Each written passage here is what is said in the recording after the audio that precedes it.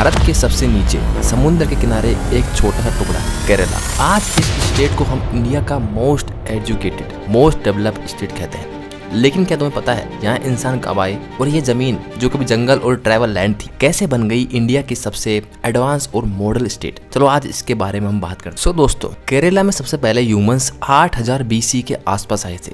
मतलब कि 8000 BCE, जो कि क्रिश्चियन के जीसस क्राइस्ट थे, उनके जन्म से 8000 साल पहले इंसान यहाँ पे आए थे और ये 300 BC तक अपने आप को स्टेब्लिश करने में लगे रहे। 8000 साल पहले तो यहाँ पे ह्यूमंस आए थे। उसके बाद से धीरे धीरे जो दक्कन प्लेट है वहाँ से, और जो कि इंडिया में ही है दक्कन प्लेट, वहाँ से, और जो अफ्रीकन्स हैं वहाँ से, अफ्रीका रीजन है वहाँ से बहुत लोग यहाँ पे आने लगे और यहाँ के बहुत लोग अफ्रीका की तरफ जाने लगे। ये लोग स्टेन एज के हंटर गैदर्स थे जो कि शिकार करते थे। एडिकल कैप्स मतलब कि वायनाड है, उसमें उनके स्टोन क्राइविंग्स मिले हैं, जिससे ये प्रूफ होता है कि यहाँ पे ह्यूमन सबसे पहले 8000 साल पहले आए थे। तब ना कोई स्टेट था, न कोई रिलीजन, यहाँ तक कि केरला का नाम केरला भी नहीं था।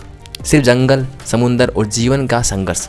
ग्रेजुअली एग्रीकल्चर स्टार्ट हुई। राइस, कोकोनट, पेपर जो कि काली मिर्च है, और यहाँ के लोग ट्रेडर्स बनने लगे क्योंकि यहाँ पे केरला में एक बात थी कि यहाँ पे नेचुरल रिसोर्स बहुत सारे थे। पानी की कोई कमी थी नहीं, कोकोनट बहुत था, और यहाँ पे पेपर जो काली मिर्च है, मसाले बहुत यहाँ पे थे। तो यहाँ के लोगों ने सोचा कि भाई हमारे पास है तो वहाँ से क्यों ना हम दूसरे सभ्यताएं हैं उनसे कांटेक्ट करें और यहाँ से हम आदान प्रदान व्यापार करें। तो धीरे धीरे यहाँ से लोगों ने व्यापार करना शुरू किया। सिंधु घाटी सभ्यता थी, उसके बावजूद भी ये ऐसे काम चलता रहा केरला का। फिर दोस्तों फिर आया वैदिक रिलीजन, जिसे हम कोई लोग कहता है कि आर्यंस का रिलीजन था, जो कि नॉर्थ इंडिया में आ चुका था और उसके बाद वो साउथ में भी फैल रहा था। दोस्तों आर्यंस ने जब नॉर्थ इंडिया में वैदिक संस्कृति फैलाई, तब साउथ इंडिया जहाँ द्रविडियन लोग रहते थे, क्योंकि पूरा का पूरा तमिल एरिया था, जो द्रविडियन लोग कहते हैं, ज़्यादातर लोग तमिल्स को कहते हैं, वो लोग यहाँ पे रहते थे। केरला उस टाइम चेरा किंगडम का हिस्सा था। ये दोस्तों हम बात कर रहे हैं महाजनपद काल की, 300 BC से लेके 100 BC तक, जो कि चंद्रगुप्त मौर्य से लेकर अशोक का काल था। ठीक है, यहाँ एक पावरफुल तमिल डेंसिटी थी। चेरा किंगडम थी जो कि बहुत पावरफुल तमिल डेंसिटी थी, जो कि तमिलनाडु, केरला, कर्नाटक और तेलुगु एरिया में फैली हुई थी। चेरा किंग्स ने रोम तक ट्रेड किया क्योंकि साउथ इंडिया के अंडर था, तो इन्होंने रोम तक, रोमन एम्पायर, वो भी बहुत अंडर एशिया तक फैला हुआ था, उन दोनों ने आपस में ट्रेड किया था। पेपर और स्पाइस के बदले गोल्ड और सिल्वर मिला करता था। रोम शिप्स जो कि म्यूजरिस, और अब जो कि अभी का जो कोडुंगलूर है, वहाँ तक आते थे, जो कि केरला की तरफ ही है।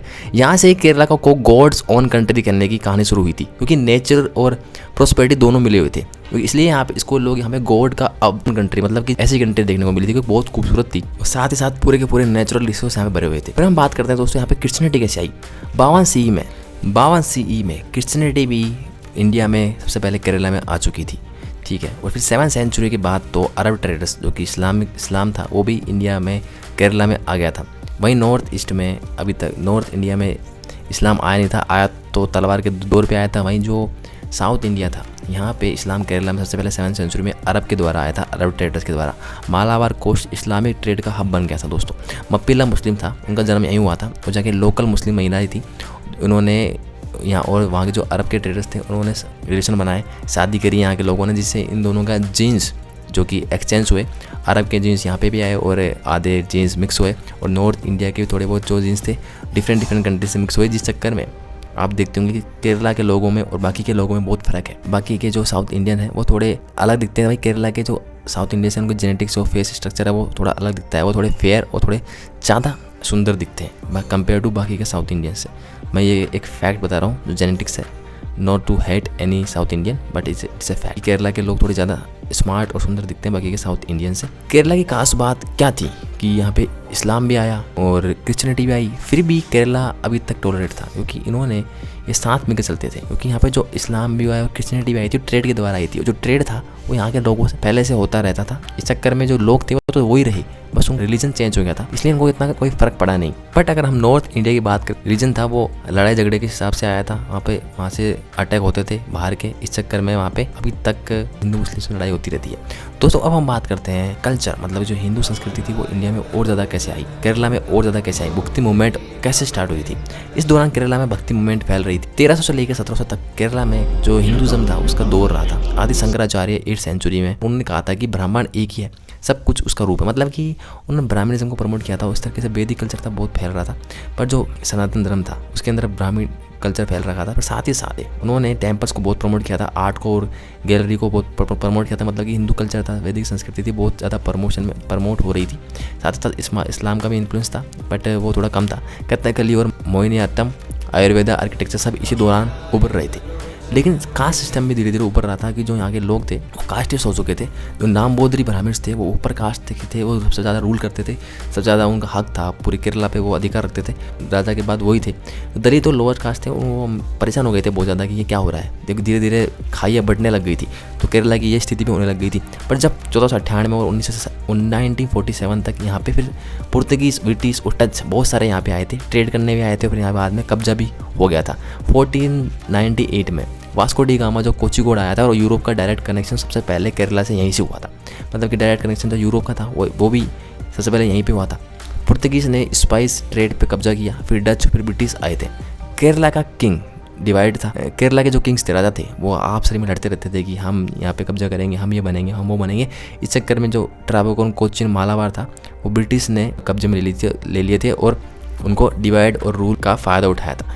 लेकिन केरला के लोग पढ़े लिखे और पॉलिटिकल अवेयर थे, उन्होंने जल्दी यहाँ से इन लोगों को भगा दिया था।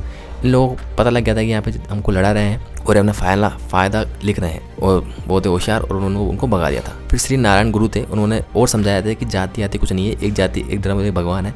इस चक्कर में यहाँ से बहुत हद तक कास्टिज्म कम हो गया था। फिर अयंगली आए, जिन्होंने दलित के राइट्स की बात रखी, उनके लिए लड़े। फिर चित्ताम्बी स्वामी कल आए, जिन्होंने सोशल इक्वलिटी की बात की कि कैसे सबको बराबर होना चाहिए। दोस्तों अब हम बात करते हैं कि आफ्टर इंडिपेंडेंस, मतलब कि 1947 से लेकर 1980 तक केरला में क्या हुआ। दोस्तों 1956 के अंदर केरला को एक ऑफिशियली एक अलग स्टेट बना, तमिल किंगडम से अलग हो चुका था। 1957 में भारत में पहली बार कम्युनिस्ट गवर्नमेंट इलेक्शन से जीती थी। EMS नंबूदिरीपाद सीएम बने थे। लैंड रिफॉर्म्स हुए, पब्लिक स्कूल्स, हेल्थ केयर, यहीं से केरला का रियल रेवोल्यूशन स्टार्ट हुआ। दोस्तों कम्युनिज्म सरकार ये होती है जो कि मतलब कि रिलीजियस को बिल्कुल पसंद नहीं करती और साथ ही साथ सबको समान अधिकार देने की बात करती है, उसे कहते हैं कम्युनिज्म। 1980s तक केरला के लिटरेसी रेट 90% तक क्रॉस हो चुका था, जहां भारत का डबल था। मतलब कि जब भारत में बाकी राज्यों में जाति, धर्म, इन सब पे बात हो रही थी, वहीं केरला और उसके आसपास के राज्यों में वहीं लिटरेसी रेट हाई थी और अपने ऊपर और ले जा रहे थे। मतलब कि एजुकेशन और इस सेक्टर पे बहुत ज़्यादा वर्क किया था। अब हम बात करते हैं दोस्तों 1980 से लेकर 2025 तक मॉडर्न केरला क्या है, अब क्या बदला है। दोस्तों गल्फ माइग्रेशन ने केरला की इकोनॉमी को बूम दे दिया है। 40 लाख मलयालीस गल्फ कंट्रीज़ में काम करते हैं, जो कि केरला की GDP का 30% तक है।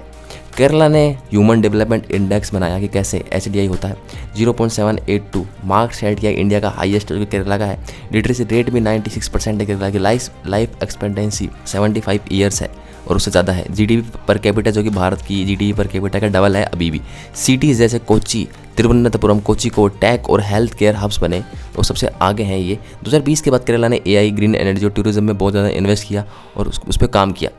और कल्चरल और माइंड सेट भी अलग है, क्योंकि केरला ने रिलीजन के ऊपर ह्यूमनिज्म चूज़ किया। जाति धर्म इन पे बहुत कम लड़ाई हुई है केरला के अंदर। एजुकेशन को इन्वेस्ट किया है, इन्वेस्टमेंट माना है, नोट की, और ऐसे नहीं कि बर्डन है, सबको इन्वेस्टमेंट के तौर पे एजुकेशन दी है। और सबसे बड़ी बात, और लोग अपने लीडर से सवाल करते हैं, यही रियल डेमोक्रेसी है। साथ ही साथ पर इसके अलावा केरला में कुछ दिक्कतें भी हैं, जैसे कि अभी भी कुछ हद तक जातिवाद है, क्योंकि पूरे इंडिया में है।